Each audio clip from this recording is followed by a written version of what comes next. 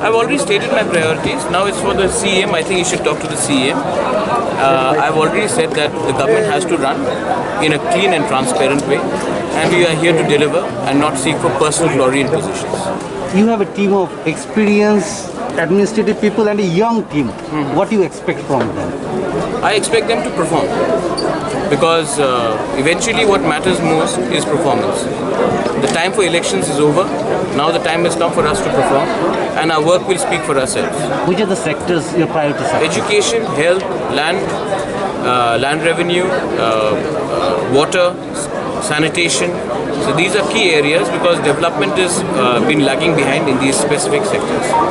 Ruling BJP had denied to come here on the ground that after post-poll violence taken, but at the same time they had put the allegation on the communist also, saying in the name of Tepra communist. What is the reaction to that? I don't want to have any talk about violence.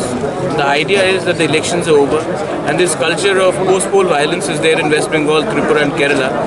And this is a culture that we have inherited and I want this to end. So the first thing we want to do is as soon as we come to power, we want to actually ensure that we have a fund which comes out to all the victims who have been affected by this post-poll violence regardless of party, and we help them out. So that is one of the decisions we have taken and we are going to implement that. And regarding, we are not against any political party. We have our own independent point of view.